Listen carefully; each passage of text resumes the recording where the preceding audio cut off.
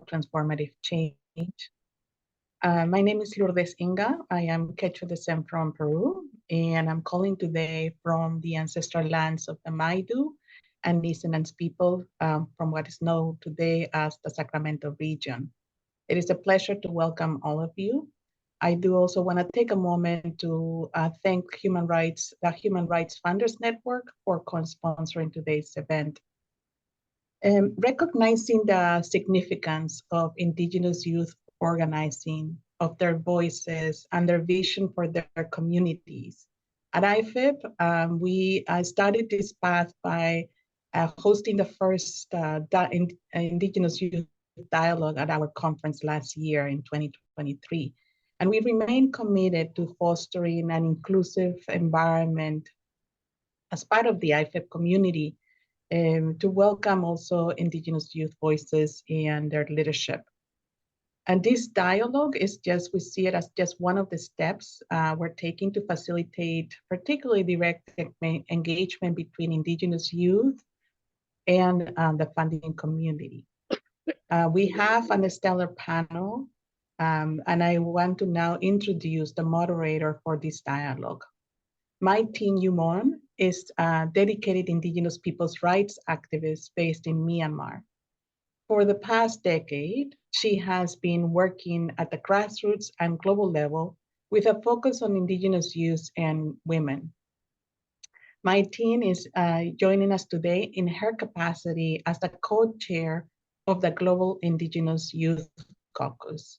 With that, Mai Tin Yumon, please take the floor, and it is a pleasure to welcome you.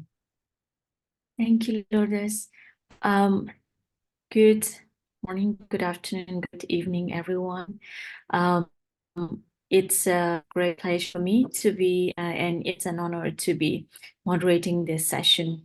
And we thank to IFIP for organizing this and other organizations who are a part of organizing this session with a focus on Indigenous youth.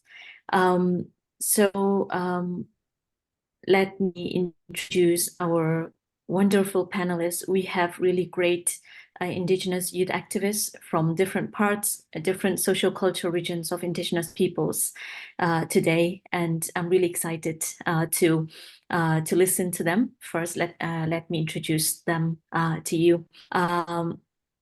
Firstly, allow me to introduce Jessica Bolduc, who is a community member of Bechuana First Nation and lives, works, and plays in Bawating, the traditional territory of her Ojibwe ancestors. Please excuse me if my pronunciation is not accurate. Jess comes from a mixed family of Anishinaabe, French, and Irish people who love the outdoors, music, dancing, plants, and animals, and is an auntie to many nibblings.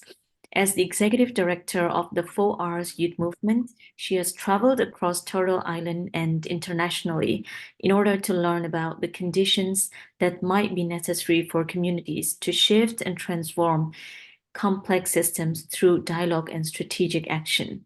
The work of 4Rs is about centering the needs and role Indigenous young people play in moving forward reconciliation between individuals, communities, and systems in India. With 4Rs, she has built up a community of mentors throughout inclusion, racial justice, social innovation, and facilitation networks. As a volunteer, Jess is the co-chair of Algoma Community Foundation, lead faculty for the Circle on Philanthropy's Indigenous Abundance Accelerator Program, and an advisor on strategy and governance for FLIP, the Foundation for Leadership, Imagination, and Place. When she is home, Jess can most often be found stacking wood or sitting on wood piles tending to her garden, hanging with her cat Olive, harvesting from the land with her friends and relatives. Welcome, Jess. And next, let me introduce Chandra Tripura, representative to the Executive Council of Asia Indigenous Peoples Pact. Chandra Tripura, a dynamic human rights activist and social entrepreneur hailing from the Tripura Indigenous People of Chittagong Hill Tracts, Bangladesh, is the founder and director of Hills Resort Center. This social enterprise serves as a versatile initiative dedicated to promoting Indigenous culture and contributing to community development in the Chittagong Hill Tracts. Notably, on March 26, 2021, Chandra was elected as the youth representative to the Executive Council of Asia Indigenous Peoples Pact, a regional organization committed to advocating for and defending the rights of Indigenous peoples in Asia. Thank you, Chandra, for being a part of this panel. Next, may I introduce Dali Angel Perez, Women and Youth Program Coordinator from FILAC. Dali is an Indigenous Zapotec from Oaxaca, Mexico, and she is a dedicated advocate for Indigenous rights and youth empowerment. She has played a role serving as co-president of the Global Indigenous Youth Caucus and founding initiatives like the Indigenous Youth Network for Latin America and the Caribbean. Currently, Dali is the Women and Youth Program Coordinator at the Fund for the Development of Indigenous Peoples of Latin America and the Caribbean, FILAC. With academic backgrounds in hydrobiology and human rights, she is a graduate of Mexico City's Universidad Autónoma Metropolitana and holds a postgrad degree from Madrid Universidad Carlos III. Welcome, Dali. And next, let me introduce Faith Nataya, an African Indigenous Women's Organization. Nataya is a scientist born and raised in rural Maasai Indigenous community in Transmara, Narok County of Kenya, a manager at Olorukoti Resource and Knowledge Center, a community-based organization founded by Indigenous Information Network. She is keen on research on traditional knowledge and the effects of climate change and biodiversity loss at the community levels. She is working with grassroots women-led organizations and the elderly to encourage environmental and biodiversity conservation, human and women's rights, improving livelihoods, and influence policies to advance the development of Indigenous women and girls. She coordinates Indigenous youth to keenly follow up on the issues that affect them, such as gender-based violence, mental health, and sexual reproductive health issues, unemployment, intergenerational knowledge transfer, and language, as well as encourage putting their science knowledge learned in schools with traditional knowledge to better their solutions to the different world crises. She also works with a team and at Indigenous youth and girls with disabilities to create awareness and make visible persons with disabilities issues. Welcome, Faith. And finally, let me introduce our commentator, Emilcar Gabriel Cuatin Cuesta, who is a member of Red Leg. Gabriel Cuatin Cuesta pastors youth from the Indigenous Resguardo of Muelamues, Nariño, Colombia. He is a dedicated activist, a member of the Network of Indigenous Youth of Latin America and the Caribbean. His focus lies in political and community processes related to Indigenous peoples, particularly youth engagement. As an advocate for individual and collective rights, Gabriel has represented Red Flag in various forums, including the International Land Coalition.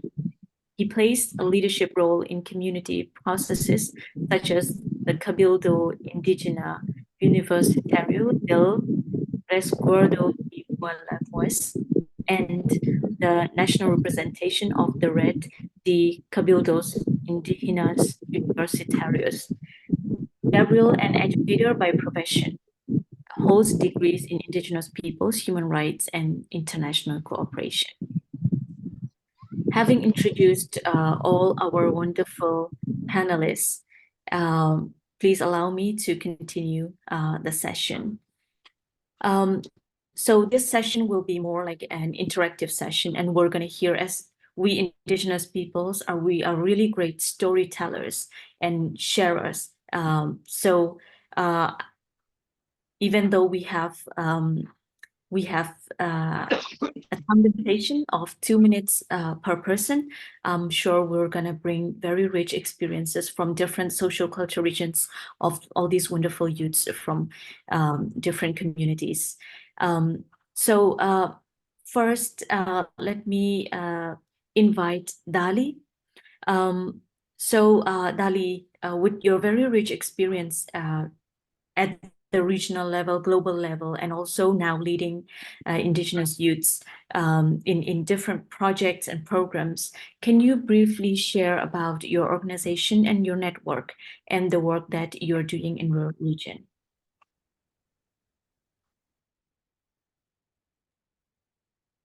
Hola, muchas gracias, Mai. Hello, thank you so much, Mai. Hello, everyone. I was just finishing a meeting, so sorry I joined late. I'm going to share a little bit about what I do. I am currently at the Fund for the Development of Indigenous Peoples of Latin America and the Caribbean. This is an international body that was created in 1992 by the Ibero-American Summit of the Chiefs of States. We are an intergovernment body, so government organizations are represented by indigenous representatives that address indigenous people's issues at a Latin American and Caribbean level. We have three flagship programs. One is dialogue, and the goal is promote dialogue, national, international dialogue processes that tend to build and implement public policies that are coherent to indigenous people's rights. And through this program, I'm going just to mention Indigenous Youth.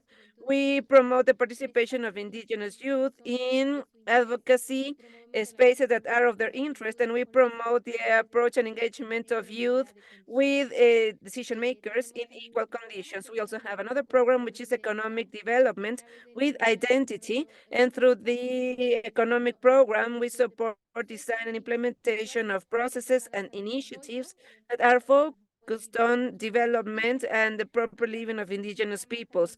Through this program, we also provide support to indigenous peoples and youth for productive and artistic and cultural projects. Currently, there is a fund that we have called Colaboro for small productive projects for indigenous youth, the Amazonian Fund that's destined for indigenous Amazonian youths, and the Capacniac Fund that's also destined for productive artistic and cultural initiative and projects that are focused on linguistic revitalization. So we also have different initiatives, ongoing initiatives, and we also have the equity education program where we generate capacity strengthening within the youth through training programs and courses that are created by different universities. I don't know if I still have time. And we also have an advising committee, a steering committee that guides us in the work that we do in each of our programs. And in 2016, a specific Indigenous Youth program was consolidated at the Technical Secretariat of the FILAC. Thank you. Thank you so much, Dali. It's really great and inspiring to hear all the work. Next, let me jump to Africa. Faith, can you please share us about your organization and the work that you're doing with Indigenous youth? Thank you very much, Yumon. I work with Indigenous Information Network at its community office, as you had highlighted earlier. But today I'll be representing African Indigenous Women's Organization, where we've had opportunities to convene a larger African group of youths, even though each of us are a part of our own individual organizations. And our organization was founded in 1998 and during the African Indigenous Conference, and has since worked with Indigenous women, youth, and the elderly together to find solutions to the different issues that affect them in their different communities. And we're working on issues on gender-based violence and mental health, climate change, and biodiversity loss.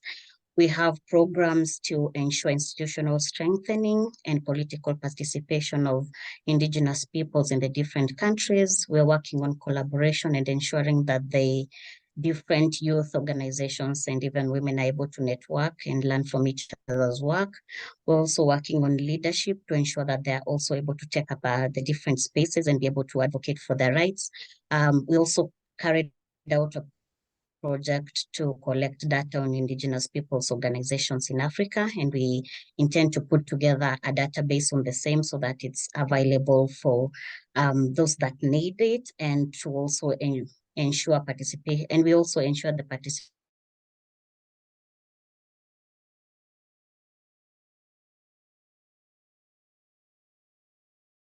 meetings such as the COPO. So I'm also privileged to connect and learn from other youths from Africa through the African Indigenous Youth Caucus. It is recently started and its membership is growing, and we do constant communication through WhatsApp group chat, and we hope to carry this forward in our coordination work as the African youth. So thank you. Thank you, Faith, for sharing the wonderful work. So let me jump to Asia. And may I invite Chandra. Sister, can you please share us the IFIP's work and then all the work related to you? Thank you. Thank you so much, Sister Yamon. Very happy to be here with all amazing Indigenous youth activists. Asia Indigenous Peoples Pact, in short, EIPP, since 1992 have been fighting Indigenous people's rights in Asia. But for Indigenous youths, it's been always Asia Indigenous Peoples Pact's priority area to build liners leadership, which is youth leadership. So sorry, could you please mute your microphones because the interpreter cannot hear? I'm so sorry. Thank you. Yeah. So sorry, Chandra, could you repeat that last sentence because I couldn't Sure. get any of it? So sorry. Thank you. Yeah. So EIPP's one of the priority area is building second liners leadership, building youth leadership. We work in 14 countries with 47 member organizations in Asia. We not just only work with our member organization, but we also try to connect with other organizations beyond membership. So we formed a youth network, regional youth network platform, which is Asia Indigenous Youth Platform. And through this platform, we have been trying to build second liners leadership at the country level and at the regional level. Along with this, we're also trying to connect with the global Indigenous youth organizations and it's our knowledge of how and better our Indigenous youth movement and in general Indigenous people's movements to ensure our rights and to strengthen our movement. Considering Thank the you, time sister, limit. and Yeah. more will be shared later. Thank you. And now let me jump to North America. So Sister Jess, can you please share us about your organization and the wonderful work that you're doing regarding youth too? Thank you. Oh, Miigwech. I like being called sister, and that's really sweet. Because I think that I'll start by saying, and jokingly, I was chatting with Chanda and Annabelle about aging out of youth. So I actually consider myself a bit of a big sister in this space, working with young people who are around 18 to 30 years old. And the work that we do within, that I think is most important to share with this group is the community that we bring together, which is called our National Learning Community. And what we do is we bring in Indigenous young people from this part of North America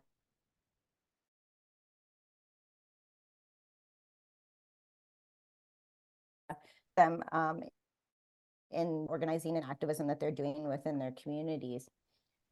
We focus a lot on how young people can be investing in their healing and in their self-determination and sovereignty at an individual level as that first sort of fractal of how they can then enter into their community work in a good way, and in a way that actually, like some of the impacts of colonization that continue to show up in how we organize in our communities, as well as the things that we're actually like carrying on intergenerationally. And so for us, there's a big focus on moving away from intergenerational trauma towards intergenerational healing and intergenerational love. This program that we run, we actually just had our opening retreat this past weekend, which was really special. So all the young people got to come together to meet each other for the first time. And we really focus on developing relationships and a foundation of trust, because these young people are going to walk together this year in the work that they're doing. And the way that we look at our work is also about weaving together those kinship ties across nations, by making these connections between Indigenous young people who are from different nations all across Turtle Island. We really focus a lot on love and relationship-based community organizing. So when we do the work that we do, we really think about how are we bringing our values as Indigenous people into what we do, and honoring those values, not just sort of saying that this is a program that is about having Indigenous values. We really take a lot of time to think about, well, what does that look like when it comes to conflict? What does that look like in dealing with our triggers and our traumas? What does that look like when we actually work to envision something, or these young people work to envision something in their communities? And in this program, we actually kind of play two roles in that we're conveners and we create community.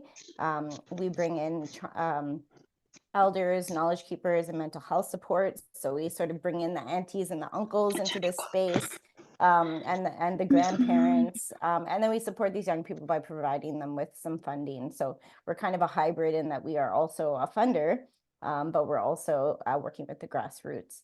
And so we support them to think about what does self-determination mean to them at their community level, but also as individuals on their own healing journeys. So I think I'll stop there with sharing about my program, and I'll just drop a link into the chat from our website too, which actually is probably way better than I can explain it. Right. Thank you so much. Thank you, Jess. We have listened to all the wonderful organizations and all the Indigenous youth related work that these organizations are doing and these youth leaders are doing. So next we will hear from our funders. So here we have Haley joining us. Haley Gilgun, Indigenous Liaison from Peter Gilgun Foundation.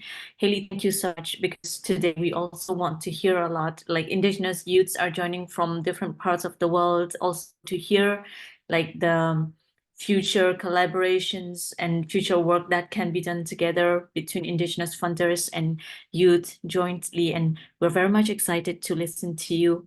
And first, can you please also introduce yourself first and then share also your organization and the work that your organization is doing for Indigenous youth? Thank you. Yeah, thank you so much. Really glad to be part of this dialogue. And as you said, I'm representing the Peter Gilgun Foundation, and it's a private family foundation. I'm married. Peter started a home building company, and then now has a philanthropic foundation where funds are directed to charitable organizations. I'm married to his son, Luke, so I'm his daughter-in-law, and really, really glad to be engaging in this way alongside my sister-in-law, who is the executive director. So we have 4 different funding priorities, and one is specifically the Indigenous Youth Grant Program. So that's when we have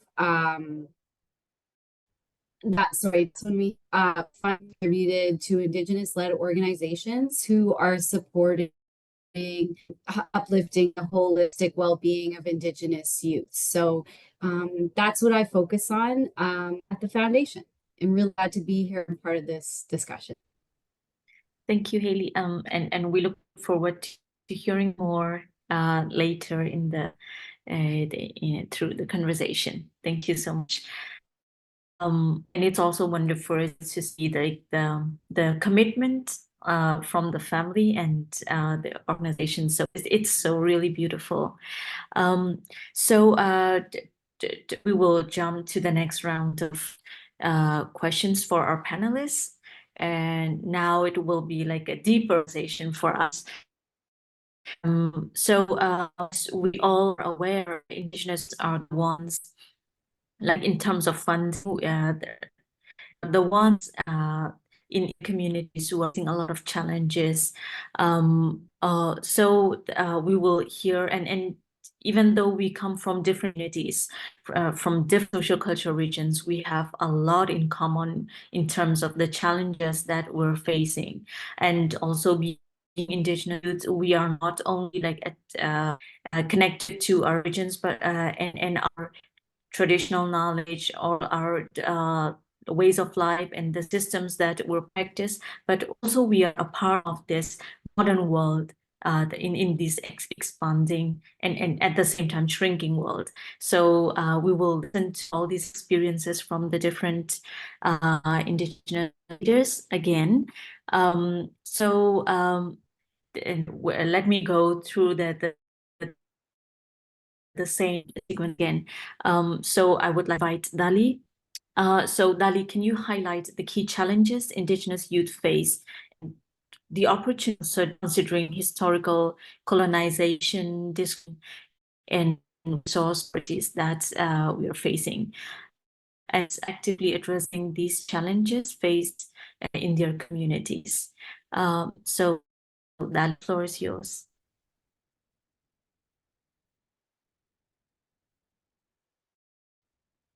Gracias, querida May. Thank you, dear May. Well, no hablaría en nombre de los jóvenes indígenas, I pero sí puedo cannot speak on behalf of them, but I can tell you what we have identified in the work that we've been doing together at the FILAC. And on this basis, we've been able to address those needs. The first challenge that we found in the work with Indigenous youth, and I guess this is the same with the rest of the regions, is the lack of evidence. There's still a huge gap in disaggregated data and evidence on Indigenous youth. For example, in Latin America and Caribbean, the lack of data and lack of evidence won't allow us to know what are the specific realities and truths and how to address them. This was the first challenge that we found in our work. So we decided to create this evidence. We are in the process of generating evidence and collecting data. And what we did was prepare a report on the situation that Indigenous youths living in Latin America and the Caribbean are experiencing. And this was with the network of Indigenous youth and with the fund, population fund of the UN. The first thing we found in the preparation of this report is the conceptualizing what it means to be an Indigenous youth. It does not necessarily fit inside the physiological and biological characteristics that many times define being young, or it has to do with the different visions and ideas of the world and the concept that happens within the communities. For example, in the Aymara peoples of Bolivia, being a young Indigenous person has to do with reciprocity and duality, that you cannot stop being young if you don't have a stable partner. Or in the case of Oaxaca, where in many communities, internal standards programs has to do with this business level that you have within the community, so you can be identified adult. So this was the first challenge we faced. The second challenge that we found and we've been addressing so with our work also has to do with today's session, which is access to funding. many times funds to indigenous organizations or indigenous youth organizations have established criteria that do not really address the context of the organizational processes that indigenous youth hold. For example, you are asked for the legal status in order to be able to have access to funds, or you are asked for a series of guidelines where it says that they need to have certain human resources or certain administrative criteria, managerial criteria that indigenous youths do not necessarily hold because they are dynamic in their organizational processes. So that was another challenge that we found at the technical secretariat, able to provide financial support to indigenous youth collective groups. Many times, these processes are standardized, the organizational ones, and they do not necessarily know how organizational processes truly are with indigenous youth. The third challenge that we found that, and please tell me how I'm doing time-wise, is on employment. Many indigenous young people is educated in university, but others haven't had this opportunity. So what we found is that the United Nations system or other type of international or national bodies, there's no presence of professional indigenous peoples. So what is happening? Why is this happening? What is the gap that we need to close? And we prepared a report, let's say that the pilot program with the World Food Program, because this World Food Program is interested in having young indigenous professionals in the technical secretariat of this fund. So what are challenges? That's what we are working. And that has to do with structural racism, discrimination, violence. So many times indigenous youth do a triple effort in getting themselves in reaching unity. So we see this in Latin America, the gap that we have in the English language. Many of them do not speak English. Since they don't have it, they cannot have advocacy in international spaces. But it also has to do with the curricula that's given, the syllabus that's given in certain states, in municipalities that are not really matching the urban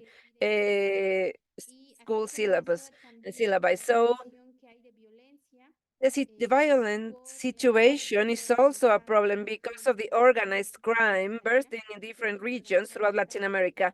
Organized crime is breaking the structural community in indigenous people, and it's affecting and capturing indigenous peoples into their ranks. So that's, in summary, the main challenges that we are facing, my dear Mai. Thank you. Thank you, Dali. Uh, it, it's a rich sharing, and yeah, I think the list of this, a number of discussions will add onto the list of these challenges as indigenous youths. So next, let me invite Faith. Faith, can you share me on? Can you share us your similar experiences? The challenges, the key challenges that you're facing on a similar. Thank you very much, Yumon. There are those historical injustices that affect indigenous youth in Africa as well. And they already struggle with other system areas such as education and how to access that and get themselves knowledge. They also have a difficulty in getting employment, and also the challenge of accessing healthcare, looking at their mental illnesses, and also the sexual reproductive issues that they may have. Some have been displaced from their ancestral lands because their homes are being left out for conservation, others are losing their identity for that reason, and there is always limited access to basic services. And this continues in circles where the youth continue in poverty and marginalization, leaving many of them feeling, of course, disempowered and voiceless. There's also the issue of limited funding sources for youth initiatives and their organization, and those are really hard to access. Sometimes the application process is complex or even long, and maybe sometimes they wouldn't have internet to maintain connection with the donors. They find this access to this fund not readily available to them and the organizations as well. And the Indigenous youth are really working to ensure that they go over these challenges that they're facing, and they are actively addressing these challenges by through different means. I mean, they're using those that are able to access technology to amplify their voices. There are those that raise awareness in their communities. There are those that mobilize support for community-led initiatives through the different platforms that they're able to access. They're harnessing the social media power and digital platforms. They're connecting with allies around the world to ensure that they're able to advocate for meaningful change for their communities. They're also leading efforts to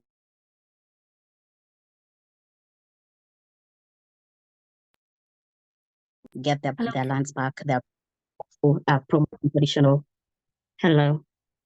Yamon, can you hear me? Yes, can hear you now. Please. Yeah, okay. So, and they're also trying to ensure that they're promoting traditional land management practices and mitigating the impacts of climate change. So by blending traditional wisdom and modern land education, they're able to pioneer initiatives that are able to help them to navigate through food security, the conservation issue, and to ensure that they also live sustainably with their communities. So Indigenous youth are also reclaiming their space in education, and they're taking it upon themselves to empower each other and to further and the future generation to ensure that they reclaim their identities and shape. They're facing these different challenges that are as a result of the historical injustices that happened in their lands. We are also a catalyst for change in our communities. We are looking into resilience and creativity and collective strength to ensure that we are able to build a just and equitable future for all the youth in our communities. Thank you, Yumon. Thank you, Faith. Despite all the challenges that we're facing as Indigenous youths, it's also inspiring to hear all these stories of actively addressing the challenges. So let us jump to Asia and invite Chandra, sister. The floor is yours. Not just in Asia, but all around the world, we know that indigenous peoples are historically discriminated by the state, by the powerful people, by the corporate agencies, and of course, the colonization still remained in our mindset, in people's mindset, especially in the state's mindset, and also those who are ruling in the countries. So opportunities for indigenous youths, just because being indigenous youth, but there are uncountable challenges that indigenous youth face in the region.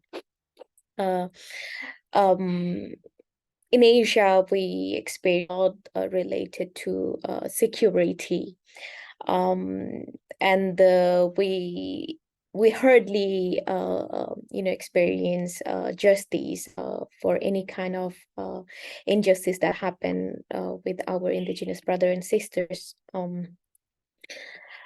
and also all indigenous peoples in general. So security is definitely a key issue of indigenous youths, and the criminalization that our indigenous young people are experiencing. It is a very alarming challenge for us now.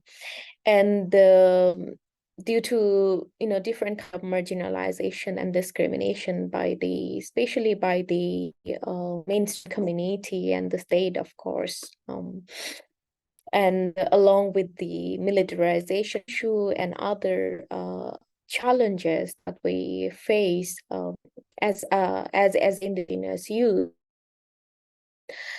we actually suffer along the identity crisis, because we're not in many countries we're not recognized as indigenous. So it is the young people suffer most due to this. And being youth with the globalization impact, and also by recognition of people, our identity is it is a very alarming issue for us indigenous youth, as we are languages are disappearing forcefully, and we are even outsiders to enjoy it in our own land. So these challenges sometimes, I would say most of the time, lead us indigenous peoples to commit suicide. So suicide is another issue, along with the economic, cultural, and social issues. These psychological issues are very it's kind of like making us very frustrated, all indigenous peoples. However, with very limited opportunities, especially because we are now living in a technological era. So with the fruits of science, of course, we are also, along with other youth, we indigenous youths are also trying to explore ways how we can explore better options to protect and promote our culture, our knowledge, and let the world people know how indigenous wisdom works, and it is the solution for all.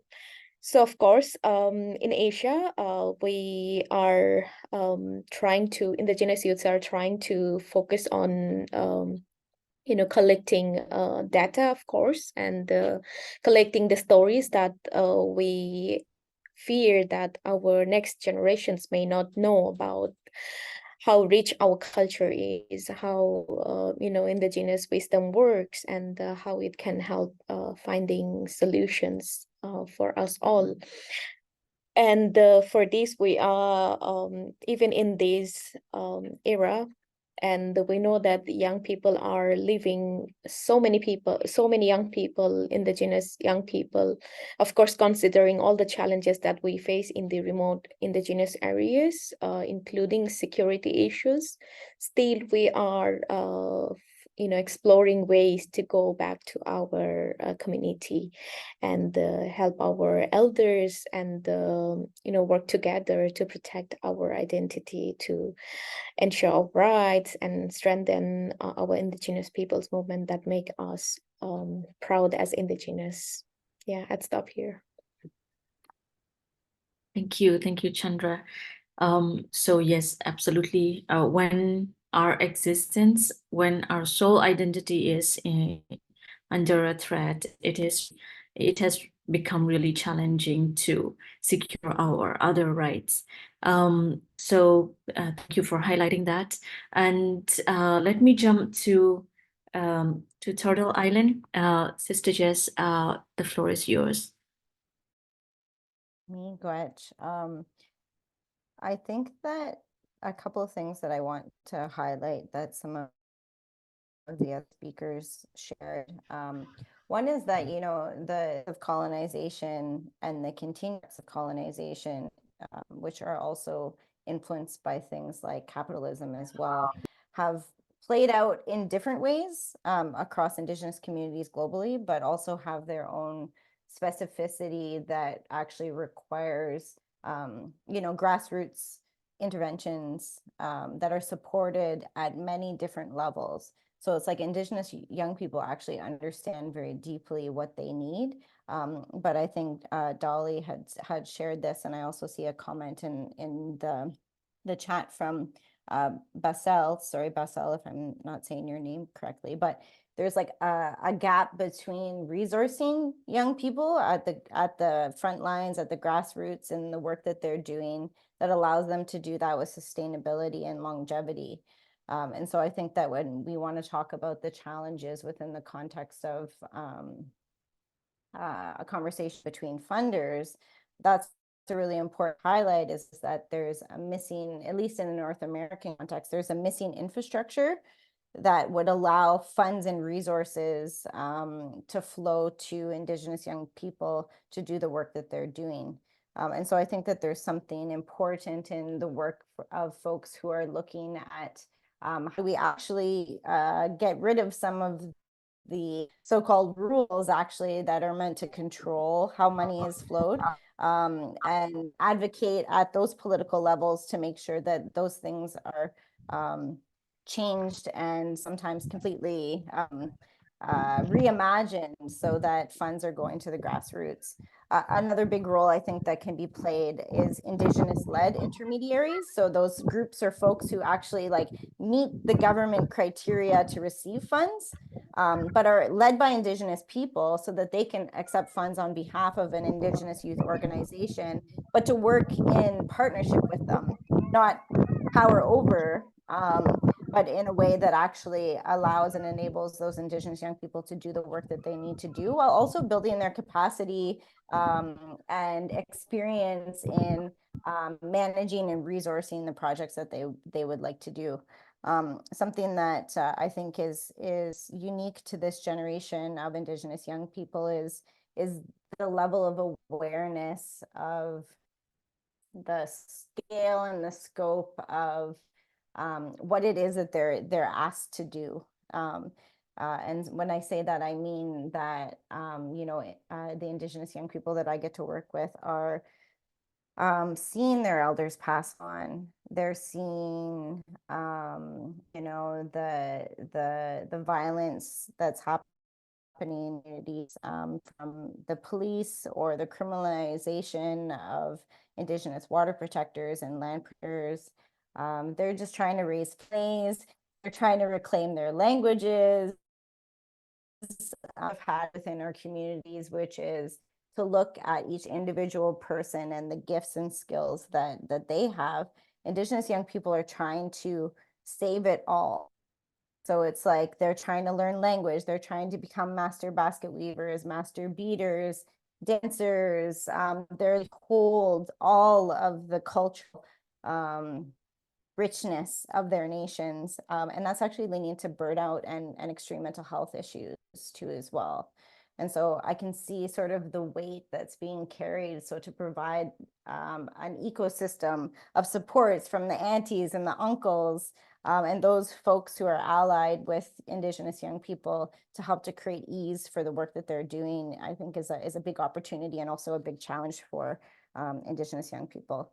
And then the last thing I'll share is that non-Indigenous organizations get money for Indigenous youth stuff all the time. And we really need to stop or to recognize when that's actually preventing Indigenous youth from building up their capacity as organizations. So we really need to be cautious about, as funders, where money goes, and that it's not disproportionately going to non-Indigenous people and non-Indigenous organizations to deliver Indigenous youth programming. Thank you, Sister Jess. So thank you for highlighting the needs for stopping the narrowing the gap and some of the things that need to be stopped and some of the initiatives that need to be taken. And that I think this rightly takes gives me a chance to invite Haley again. So having heard all these sharings from very rich experiences from all these different regions from Indigenous youths, I would like to invite you to share on how can philanthropic organization collaborate better with Indigenous youths to ensure projects are aligned with their aspirations and needs, and yeah, all the needs that we just heard. Thank you, Haley. Thanks. Like these are all really obvious, but they're worth saying because I think they're easily forgotten, which is, you know, I wrote down like learn, listen, trust. So like table stakes for non-Indigenous funders is there is a huge wealth of necessary and important knowledge that is just like a base before going into any meeting or speaking to anyone. All the reports, all the calls to action, like these are such important resources and such important like information that absolutely must be understood and known by non-Indigenous funders. Beyond that, there's like a wealth of resources and knowledge that can deepen even more in more nuanced way. I mean, today's gathering is a perfect example, but there's just endless resources that have been created and offered out by Indigenous people to people like me, and it's there to not take up anyone's time or resources. It's my job, like it's our job to educate ourselves and create the base of knowledge and then deepen it as on an ongoing basis. And you know, listening is another thing, which is young people are vocal and they're speaking and they need to be listened to, and you know, they're here in this room today, and there's also so many great podcasts that I've benefited from that are made by young people speaking directly to funders. Two I'll mention that I return back to often is one is called Young People Know, and another one is called Communities of Wealth, and they're both, you know, excellent youth-led podcasts speaking about primarily Indigenous youth engagement in Canada, but relevant to anyone, anywhere, absolutely. And then the final thing is trust, which is also an obvious one, but community knows what community needs is a mantra that I really try to live by in the work that we do. And even beyond that, like youth know what youth needs. So there's that even deeper level of understanding as well. And I will give full credit to all of that, you know, advice or whatever to Indigenous leaders who have offered it to me. I'm just sharing it back. These are not, you know, my original ideas, and I give full credit to the leadership that's been offered me over these past years. Thank you. Thank you, Haley. Thank you. It means a lot. Yeah. So having heard all these, the different gaps, challenges that Indigenous youths are facing, now we will listen to Indigenous youth leaders, and they will share us the 2 to 3 key priorities and needs of Indigenous youth in their respective regions, which needs to be addressed urgently.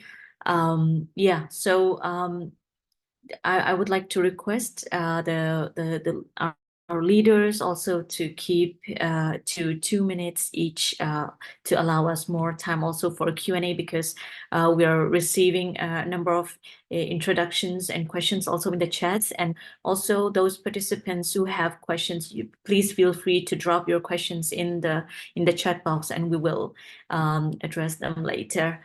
Yeah, so first, please allow me to invite Dali again.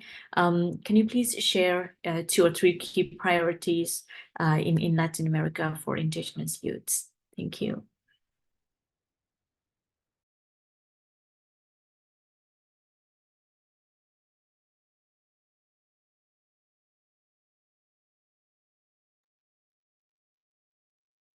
Hello, Dali?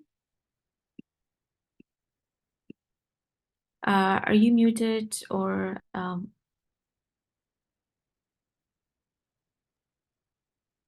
okay, then let me next. Yeah, I'll reach out to her and see if she's doing okay. Yeah. So while Dali is preparing, let me invite Faith. Faith, can you please share your insights from Africa region? Thank you. Sure. So one of the key priorities for Indigenous youth in Africa for me would be cultural identity and language revitalization efforts. I believe when we secure who we are, then we know why, then we know what we are fighting for and why. It is important to ensure the well-being, resilience, and self-determination of Indigenous peoples in Africa, and doing this with the youth will be really important. By preserving and promoting our culture and spirituality, Indigenous youth can maintain their own uniqueness, transmit traditional knowledge, strengthen the social cohesion, assert their rights to education. There's also mental health and sexual health rights, and there's also land rights, and they will also be able to advocate rightfully for what is theirs. The second one for me would be we will need urgent support to address pressing issues, and to also ensure that we have capacity building for Indigenous youth and their communities on environmental degradation, climate change, and one that scares me the most, biodiversity loss, and of course resultant conflicts from resource I mean, all of them trying to get the same resource. And Indigenous communities and youth are often, faced by these challenges of environmental destruction. They're facing threats on deforestation, land grabbing, and pollution. And it's important to ensure that we're able to protect our own lands and livelihoods. And we require support to ensure sustainable land management practices as well. And this would include providing access to resources, technology, and training to empower these Indigenous youths to continue being the stewards of their ancestral lands and guardians of biodiversity, especially taking into consideration their language and also traditional knowledge that will be passed through the language. And lastly, I think it will be important to ensure opportunities for meaningful participation and leadership in decision making, especially for all the issues that affect Indigenous youths and their lives now and also in future. It is essential to create spaces for Indigenous youth to engage with policymakers, advocate for their rights, and to contribute their unique perspective and knowledge to shaping these policies and programs also that will be implemented on the same, to ensure that the solutions that are being put in place are tailored to meet their own specific needs. And this would be done through youth-led initiatives supporting that, and to also ensure that they have networks and organization to also share what they do in their own communities. That will be it for now. Thank you, Faith. Thank you. So next, may I invite Chandra? Chandra, so can you please share us the key priorities and needs of Indigenous youth in your region, as well as a few suggestions for the funders in supporting those needs and gaps? Thank you. Thank you. So, of course, as key priorities for Indigenous youths, I strongly believe that for us, self-determination and the security for Indigenous youths very important. Because we must know how our past was, and how the present situation is now and how we would like to envision our future, that we must understand and realize thoroughly. And of course, leadership and decision-making power of Indigenous youth. And when I say decision-making power, it is not only limited to the state level decision-making power at the policy level, and when it comes about funding on Indigenous youths, on Indigenous youth issues, but also within the community, within our customary processes as well. And that also include the capacity building of Indigenous youths, so that we can cope up with whatever new opportunities arise for all youth in general, so that we don't leave behind just because we're Indigenous youth. And because Indigenous youth, there are very limited data on Indigenous youth in Asia region. So we really like to highlight on this issue, and we want to work on documentation, both on visual and written, where we really need support from funders to support us financially and with technical support as well, so that Indigenous youth can lead the research and to collect data for Indigenous youth and Indigenous youths. So yeah. Thank you, Chandra. Next, let me invite Jess. Jess, let us hear your thoughts on the key priorities and needs. Thank you. Sure, thank you. I think from listening to the young people that I get to work with, language and relationship to land as modalities of healing is a big priority area for them. So I know already that there's a lot of folks who are funding within those spaces, but I do think that in terms of funders, there's a necessity to not prescribe what Indigenous young people should be doing with funding. So there's a way to be able to have unrestricted funds that are just going to Indigenous youth-led initiatives that, ideally are multi-year. And it's like, that's how we're actually going to build that supportive infrastructure for Indigenous youth to continue to do the important work that they're doing. On that note, I think for funders also really playing an active role in helping to build some of that supportive infrastructure. For example, in this part of Turtle Island, in so-called Canada, we have an amazing organization called the Circle on Philanthropy and Indigenous Peoples. And the Circle has been trying to build a platform for Indigenous youth organizations and other Indigenous organizations that don't have charitable status to be able to receive funding. So it's like funders paying attention to who is doing that work and helping to support them to build out those spaces where resources can flow directly to the front lines.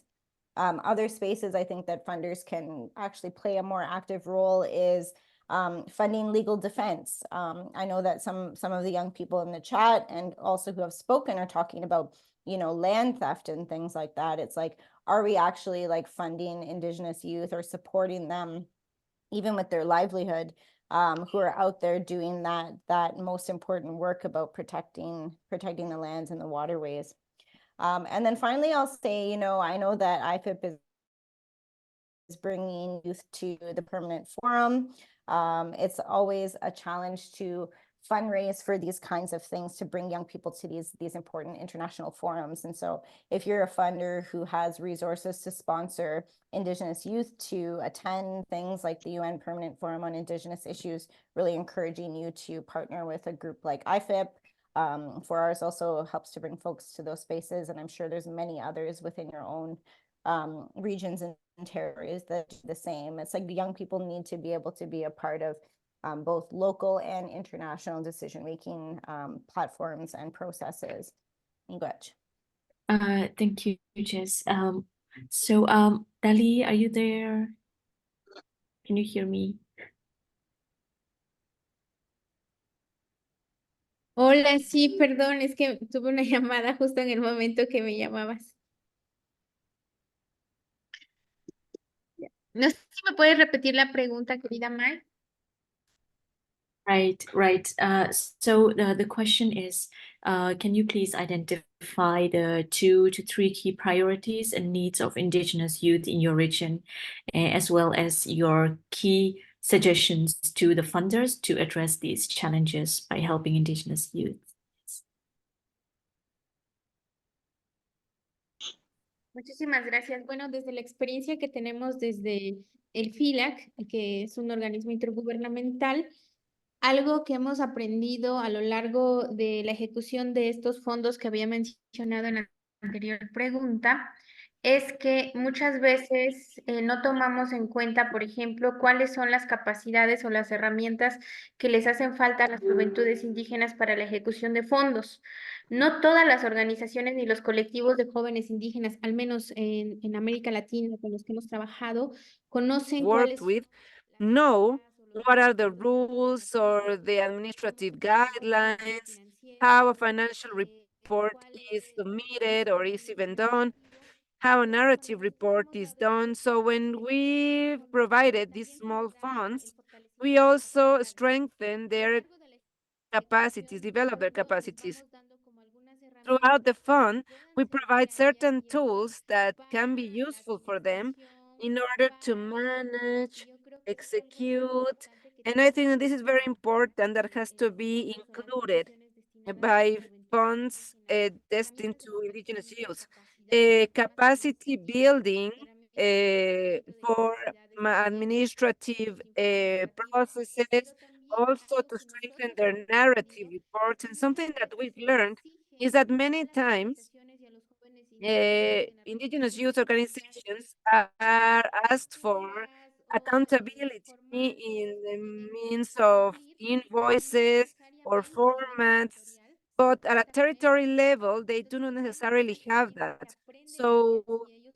para also how to implementar learn from them to estos change lineamientos. these guidelines, Por these otro lado, requests for también creo que es invoices, algo among muy other importante que tienen documents. que aprender a So this is hacer. something very important that Muchas the veces corporation cuando has to toman learn. en Many times, casos puntuales que se the les financial otorga resource a las juventudes y a that's los provided to adolescentes, Indigenous youth toma is en the cuenta, only por thing taken ejemplo, into el account. tiempo But invertido what por about ellos y the por las time organizaciones, el invested by tiempo que youth? invierten en ir a hablar con las The time that mayoras they y con invest las in adultas going y to talk aprender about de the sus elders and experiencias, learn from these, from their knowledge, go and collect plants and seeds. ese tiempo So invertido y esos that conocimientos time no that's son invested and beneficios that knowledge that's que not van más tangible, allá de un valor that económico, go sino que beyond an economic value, tiene has que to tomar en also be cuenta como taken un into gran account. aporte It has to que also estas be taken into account organizaciones y as los the huge colectivos de input jóvenes that indígenas Indigenous están youth haciendo. organizations and Por otro collectives lado, y algo are también que hemos undertaking. aprendido On the other hand, con and las this is something that formas we've o la also narrativa, learned with the network of es Indigenous youth,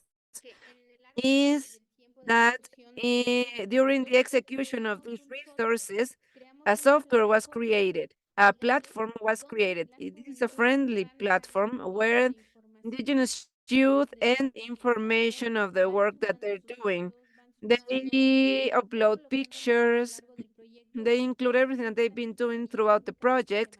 So at the technical secretariat, we systematize all of this with information that they provide us every day. And I think that this is a great learning. Also, something that we've lately incorporated are the training workshops on communication matters, because yes, there's social media, there's new technology, but how can we use them to strengthen autonomy, to strengthen identity of Indigenous youth? Is something that we've also incorporated in the work that we've been doing with them, and something that's also critical, and that's a priority that the youth has told us about, and you've mentioned it, is generating evidence, generating data, generating information. Many times the reports that are written on Indigenous peoples are written by external people or by people that do not know the reality of Indigenous people. So what we're starting to do with reports and evidence generation is to be able to have an academic research, but also one that's done by the Indigenous youth themselves. At the youth program, we are inviting Indigenous youth to write down their own stories, to write down what they know, what they've learned. And currently, we've opened an invitation for Latin American and Caribbean young youth on capacity building and promoters in follow-up and monitoring to biodiversity and climatic projects. This invitation is open. What we want is to strengthen the capacities of Indigenous youth and afterwards fund the best projects that result from this education program. We are also developing an agenda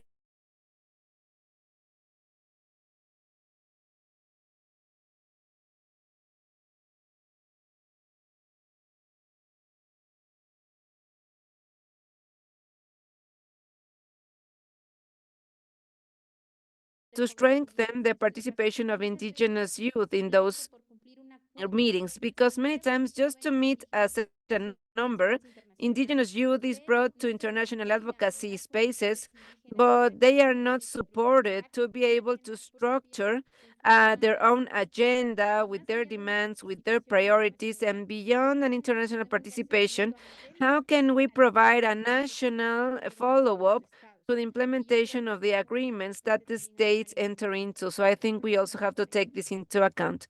Thank you very much, Mai.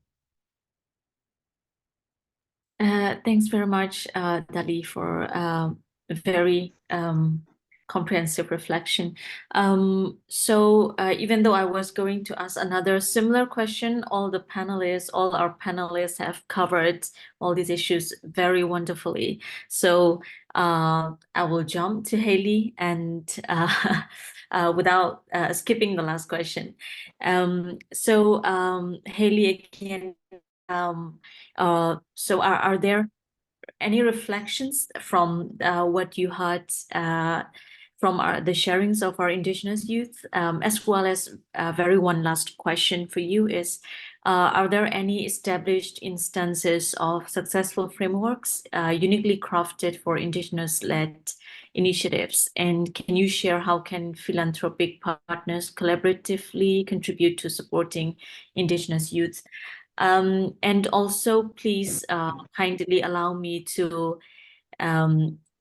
you and other funders who are joining us today in the room here.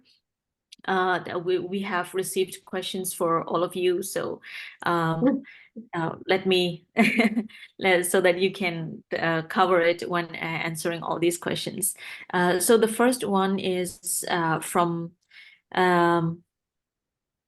my brother Jose from Latin America. According to your experience, what have been considered good practices for directly financing for Indigenous youth, and how to increase financing as confidence is generated in young people? That is the first question that we have.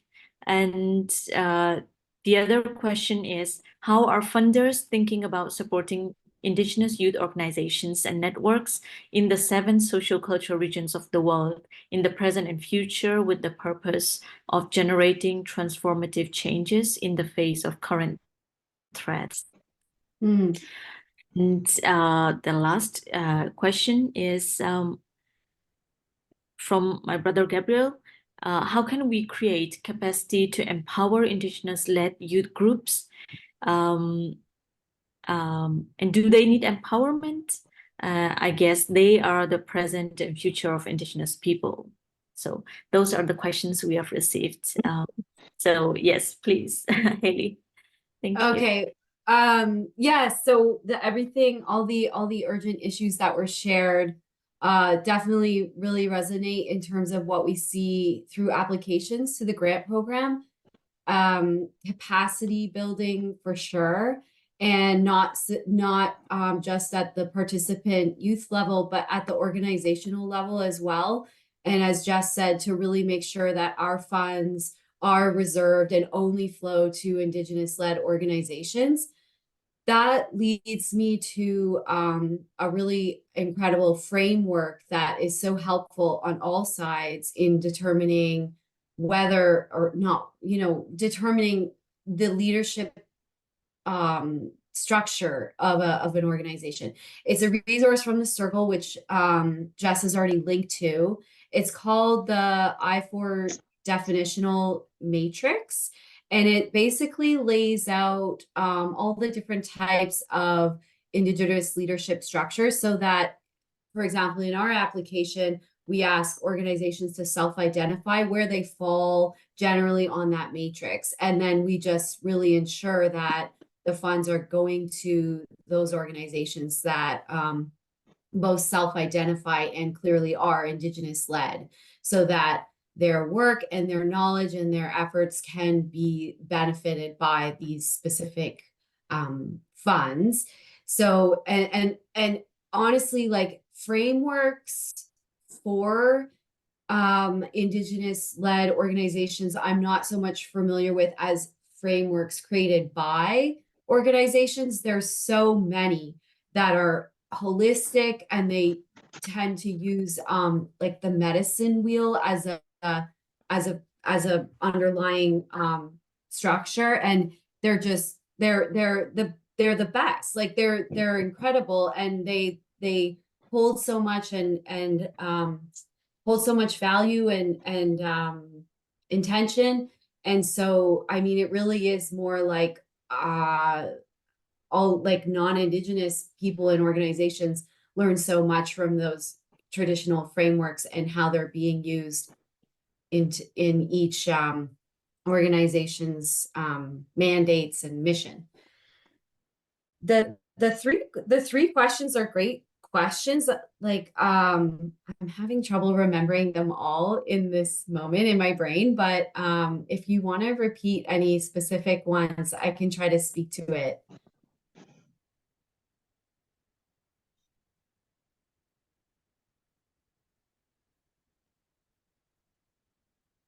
Hello. Hi. Sorry, Haley, were you talking to me? I was looking at the questions and Yeah, okay, I should go back. I'll go back myself. right. There was a question about how, how capacity to empower Indigenous youth leaders, that is a really important aspect of support, and that needs to be valued with funding. And so that's like absolutely part of the themes that we're looking for initiatives to fund, and they always include that. It's all lifting those innate skills and gifts and knowledge and expertise that all you carry. And someone else earlier had asked, what is the age range? And for like, we don't go in specifically saying like, oh, it has to be this between this age, and if it's outside, it's not. Because what we find is that a lot of programs are really directed towards young people between the ages of like 9, and absolutely like a young person scheme of things. So it's important for, I think, philanthropies to be flexible and to focus instead of upholding a specific process they've decided works for them, to really try and remove that barrier as much as possible and approach individuals to build a relationship, conversation and touch points as it's available and offered, and not expecting that, but really trying to build it through that gateway, as opposed to just saying, here's our process, apply or don't apply, we'll let you know what happens. There's so much opportunity for outreach and support beyond the funding, which is primarily the most important thing, is to get it into the hands of the people who know what to do with it and are directly connected to the communities who will do terrific things with and for the youth in their communities. Okay, thanks. Right. Thank you so much, Haley. You have covered all the questions in a very comprehensive way. So, yeah, we would really love to hear more also from other funders present in the room, but we have only 4 minutes. So I would like to invite our commentator first, and then if time still allows us, then we can invite other funders too. Let me invite Brother Gabriel to the floor is yours, brother. Gracias. Si me confirman si. Thank you so much. Could you please just confirm that you can hear me okay? Muchas gracias.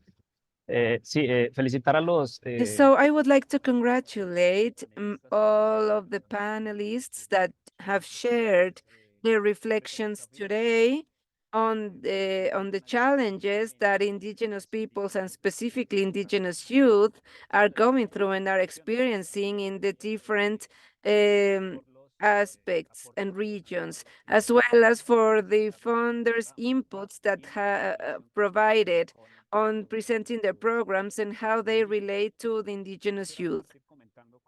I would like to start by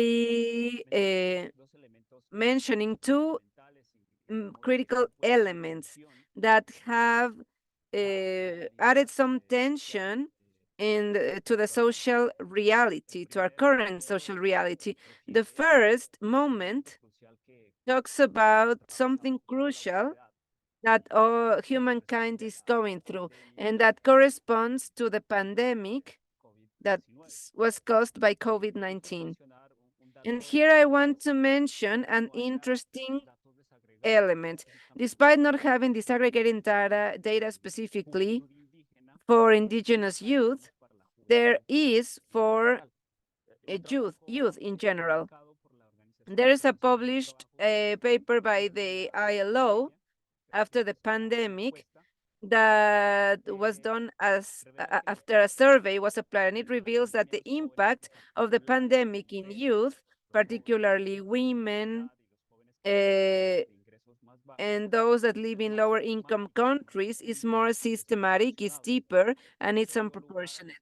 This caused the exclusion of youth between 18 and 29 from the world workforce. It has already been mentioned. This is facing the challenges, or one of them is the lack of possibilities. There's lack of opportunities for Indigenous youth to have access to the workforce, which generates inequalities, and is explained through certain structural phenomena, racism, institution, etc. On the other hand, the second element that I'd like to add is that the current problem that we are going through, and that talks, it's the climate change.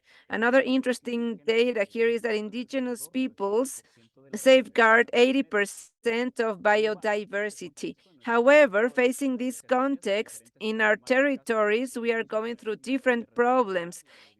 Even when people are trying to safeguard their biodiversity, they defend their territories and they end up being murdered.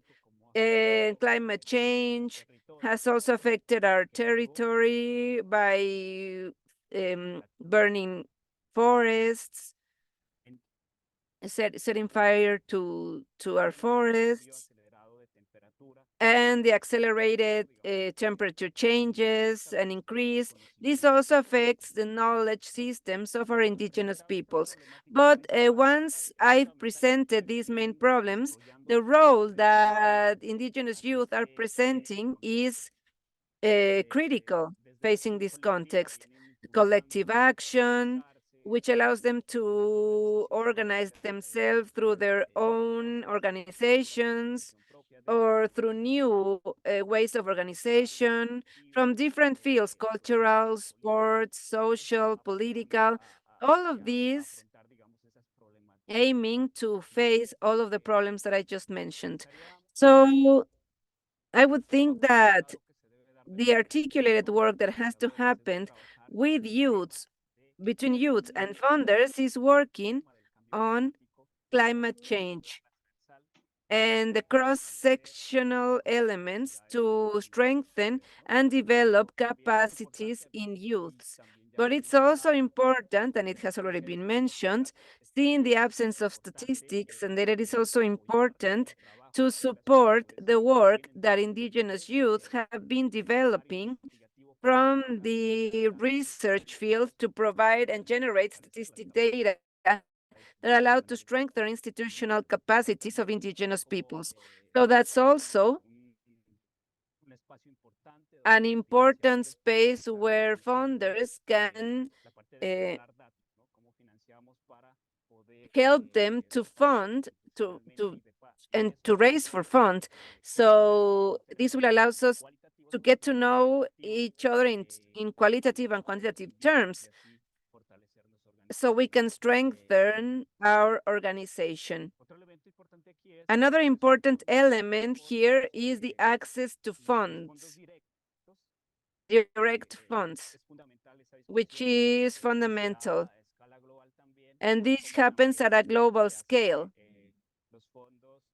And that makes funds which youths have access to can be direct at times, because at times there are also intermediaries that are not part of the youth organization. They take the name of the Indigenous Youth Organization, but at the same time, they don't make them part, but they consider them as beneficiaries. And the idea is for projects that are funded, well, for the youths to be able to develop their own leadership and action capacities and characteristics. It has also been mentioned it's fundamental to raise the voice and enhance the voice of the different Indigenous youths from the spaces where they have been excluded, so that we can allow them to participate in advocacy places, so that they can provide a solution to the climate crisis that is being discussed currently. Another element is on work, education, culture, which is also fundamental for funded projects to provide to the strengthening of identity, of culture, to provide some more input, so that these can be projects that have an impact, a healthy impact on the strengthening of Indigenous peoples. So these are not projects that could detour from the life plans that each Indigenous people could have, but that these are articulated to their life plans and that provide input to their own identity, to the development of the identity, just as it has been mentioned. So all of these ideas that have been collected are fundamental for youth to be able to further explore them, further development. There is a funder situation here, but there may be other elements that you could be interested on. For example, what Indigenous Youth has been working on. Indigenous Youth is not separated from Indigenous peoples, but they are part of Indigenous peoples. And these, of course, means that if you're supporting Indigenous youth, you're also supporting Indigenous peoples and strengthening their capacities and their organization. So that'll be all I want to add. Those are like the elements, my dear Emma, of what this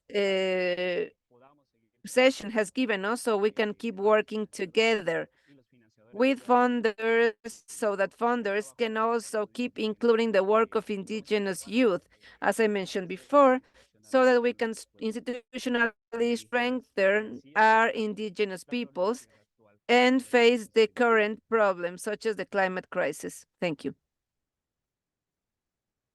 Thank you so much, Brother Gabriel. Right. Okay, so thank you so much, as even though we are a few minutes beyond our time, thank you so much for staying with us throughout the session.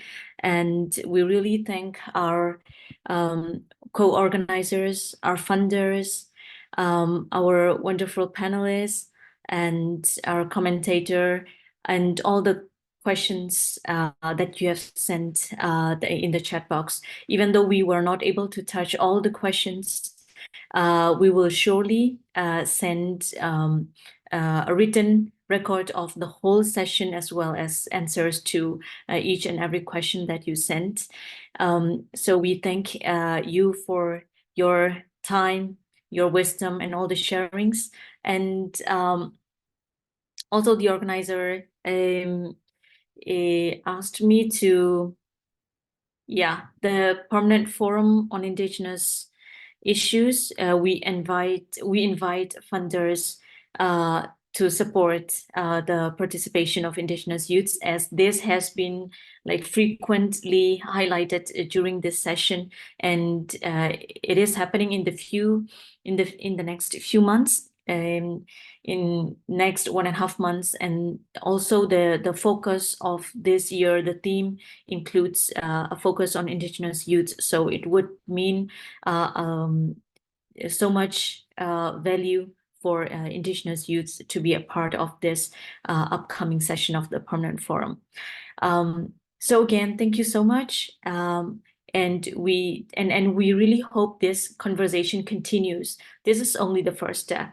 And we really hope this panel brings a number of ideas and a number of action plans to follow and action points to work on together between the funders and the Indigenous youths and all other partners and allies. So again, thank you so much. And we hope to see you again soon in our next series of talk. Thank you so much.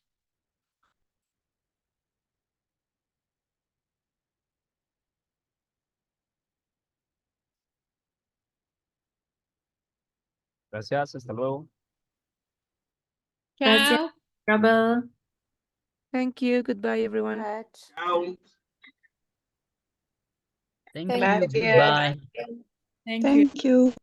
Thank you, Take everyone. care. And the Take care. Bye bye. Thank you. Everybody, it was really good to see familiar faces, people from Merida, many of them. Thank you for joining. Thank you, Galia. It's a long session for you.